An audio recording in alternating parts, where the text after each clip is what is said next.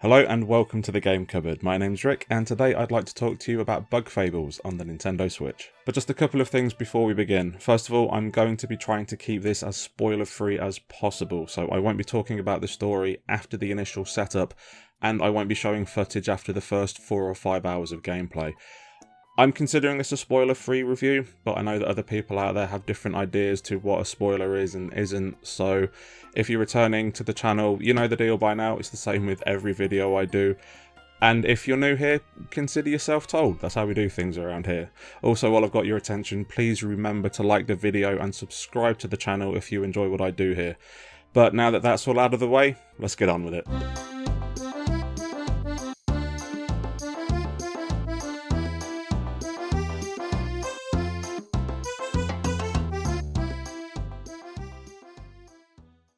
Bug Fables and the Everlasting Sapling is a delightful little turn-based RPG from newcomers Moonsprout Games. It was successfully backed via an Indiegogo campaign back in March 2018 and launched on Steam in November the following year to critical acclaim, and yet I'd never even heard of it until a couple of weeks before its console launch in May 2020. In fact, while researching this little introduction, I discovered that the console version was actually announced in May 2019, a full year before its release. It's a game that's gone relatively unnoticed apart from in a couple of niche corners of the internet, and that blows my mind because it is genuinely one of the best games I've played this year.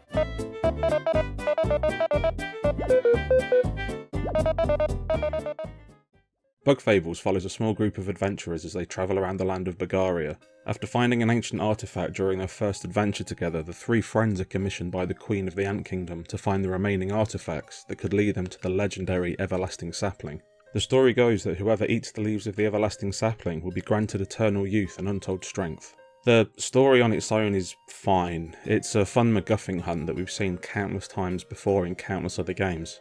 But where the story really stood out for me was with the individual characters themselves. The main cast, Vi the Bee, Kabu the Beetle and Leaf the Moth, have their own reasons for adventuring, and as the story unfolds and the party's friendship blossoms, we get to learn about their reasons and watch them grow into heroes. It's impossible not to care about this small band of bugs. They're all written so well, and the simple but often funny dialogue oozes personality with every quip.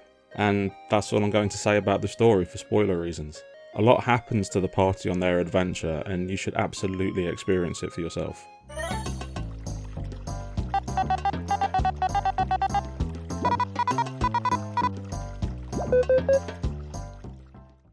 Bug Fables' gameplay is heavily focused on exploration, puzzle solving and turn-based combat, and it does each of these things with a polish that any AAA RPG would be proud of. There are several towns to visit full of NPCs to talk to and item shops where you can spend your berries, and there are quest boards where you can periodically pick up side quests if you feel like a distraction from the main story. Side quests vary in length, from item deliveries and battles that can be finished in a few minutes to lore book collecting which can last up until the end of the adventure and beyond. Shops mostly sell recovery items that can be used in and out of battle, and medals that your party can equip to give them various buffs. In each town there is a chef who will take one or two of your items and cook it into a special dish. And if the items combine successfully, the resulting dish will usually be an item that's better than the ones you gave the chef to begin with. There's a huge list of recipes to discover through experimentation, and in my experience it's the only way to acquire the best healing items. There are also several secret shops hidden around towns that are well worth tracking down for high quality items and medals.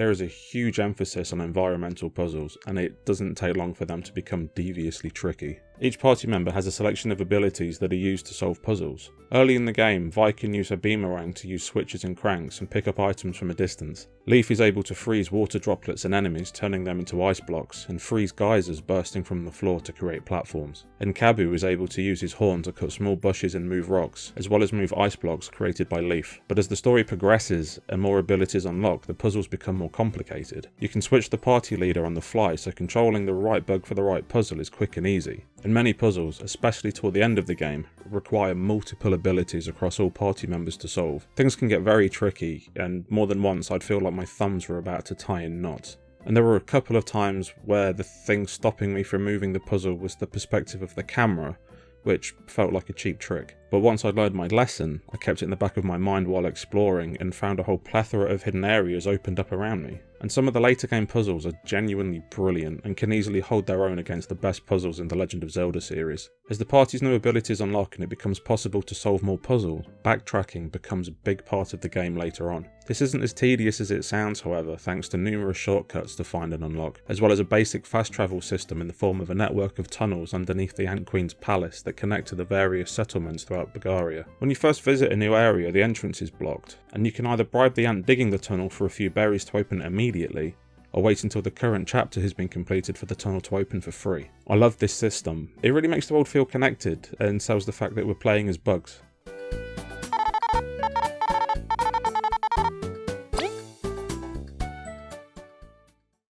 The battle system is one of the best I've experienced in a long time, and takes a simple turn-based idea and injects hidden depth that truly needs to be mastered. Each of the party members has one turn per round, allowing them to take one action. When attacking, each character is able to power up their attack for extra damage. Kabu needs to hold down the D-pad for a set amount of time, Vi needs to press the A button at the correct time, and Leaf needs to press the correct button when it is revealed after a countdown. Doing so will increase the attack's power, but failing will cause the party member to waver, decreasing the damage dealt. Skills too have their own set of inputs to execute in order to hit with maximum damage. Most enemies, including bosses, are vulnerable to status effects, so using the correct skill at the correct time, such as freezing an enemy before its turn, can give you a real advantage in battle. Skills require team points, or TP, to use, which is shared by the entire party and is something of a commodity as it runs out quickly, especially during the first few hours, so managing TP is important. Another important element of combat is party order. The character at the front of the party receives a buff to their attack power, but find themselves targeted more often. You can choose to switch characters around during combat, provided the characters you want to switch haven't already had their turns. Also, you can change the active party member without changing the actual party order, so it's possible to hit the correct enemies in the correct orders and not waste your turns. There's also a relay system, making it possible for a party member to sacrifice their turn, giving an extra turn to a character who could utilise it better. Each time a party member takes a turn in a round, they become exhausted, reducing their attack power by 1, so the more one particular character is used, the weaker they become. However, character swapping is important for much more than just attacking. The attack styles, as well as the reach of the attack and skills, varies for all party members. For example, Vi is able to use her boomerang to attack enemies at the back of the line, as well as knock them out of the sky. And Kabu was able to use his horn to flip enemies with shells onto their backs, making them vulnerable to attacks from the rest of the party. Also, it's possible to block incoming attacks and reduce the amount of damage taken, and the more precise the timing, the bigger the damage reduction, making it possible to completely nullify damage from most attacks if you can master the timings. It's a great system that requires a lot of practice, but once you get the timings down, it is incredibly rewarding. At the end of each battle, the party receives a few berries and some exploration points, or EXP.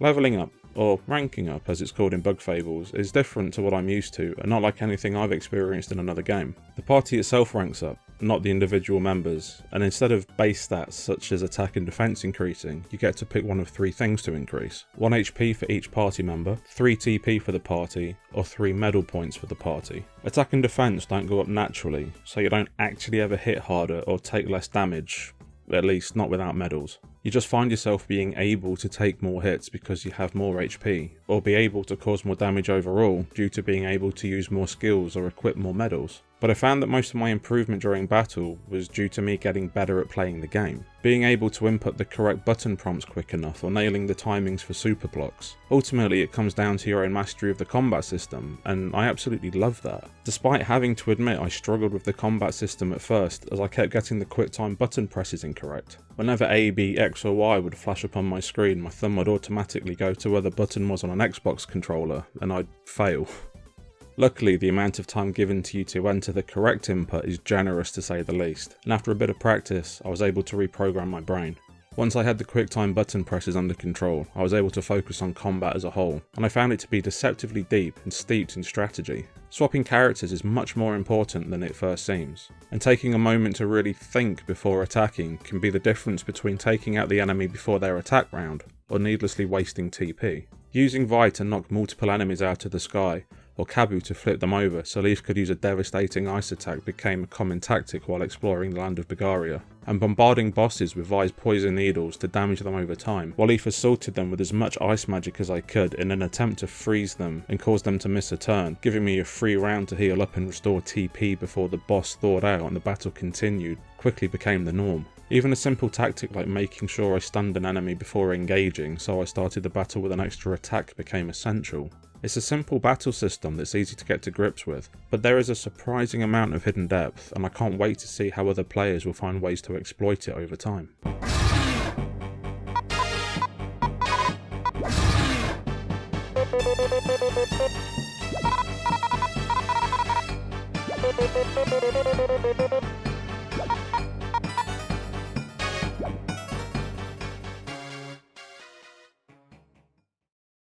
Because characters in Bug Fables don't level up in the traditional way, they can use items called medals to essentially augment themselves. Medals can be bought from shops or found hidden around Bagaria, and provide the party with various bonuses such as resistance to status effects, increase HP and TP, and even a hard mode. One particularly useful medal causes all enemies below a certain rank to be defeated instantly upon touching them, making backtracking much less of a hassle. Medals cost a set amount of MP to equip, and the more powerful or useful the medal, the more MP it costs. They're mostly equipped to each character separately, but some medals such as the aforementioned hard mode equip to the entire party. It's a nice system that can give the party some well needed buffs and gives the battles another layer of strategy. I found myself constantly changing medals trying to find the right build for my playstyle, and with around 80 medals to find throughout the game, there are a lot of ways to augment the party.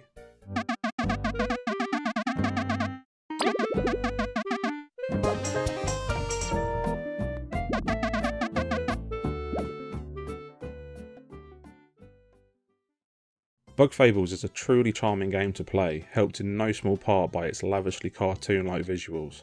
It's full of bold and vibrant colours, and the simple, almost childlike design of the 2D characters propped against 3D backdrops gives it a visual style best described as a moving pop-up book. Each environment, town and dungeon you explore all have their own theme and colour scheme and feel distinctly different to the one that came before it. And I love how everything has been designed with the idea that what seems like a vast open world to the bugs is merely the size of a garden to us. There are real world items littered around the place that really help with the sense of scale and sell the fact that we're on this grand adventure in a tiny world. And Tristan Ulrich's wonderfully charming soundtrack really complements the sunny visuals to create an atmosphere and experience that's a genuine joy to be a part of. At its best, it sounds like something Squaresoft or Nintendo would have produced in the 90s.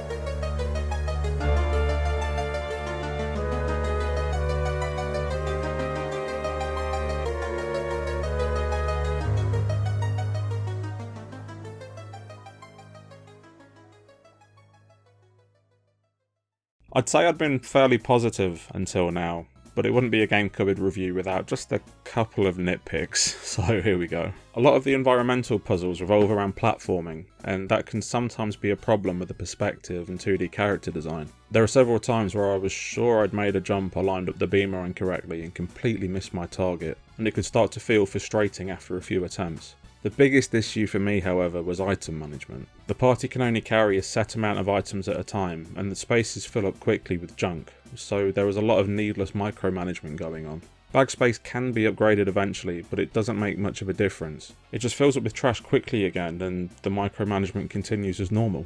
Small inventories in RPGs are a general bugbear of mine though, and several of my favourite RPGs have them, and it drives me up the wall in those games too. There is the Ant storage service where you can store up to 35 items, but that annoyed me all by itself. You can only store one item at a time and have to go through the process of selecting and confirming for each item you want to store. And it's the same when you're selling items. And it would have been much better if you could select several items at once and drop them into the storage at the same time. But, as I said, these are just nitpicks, and even then I feel like I'm absolutely scraping the barrel here.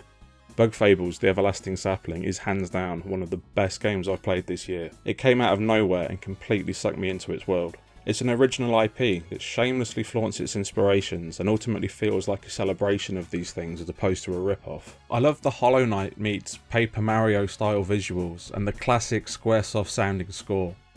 I love the characters and their stories, the puzzles and the level design, and if I had to give it a numbered score, it is absolutely getting a 9 out of 10. If you're a fan of RPGs, I cannot recommend this enough. It does so much, so well, and it deserves to be played by as many people as possible. But that is it for my Bug Fables The Everlasting Sapling review. Have you played it? What did you think? Let me know in the comments down below, or over at Twitter @GameCupboardRick. And as always, thank you very much for watching, and I will see you next time.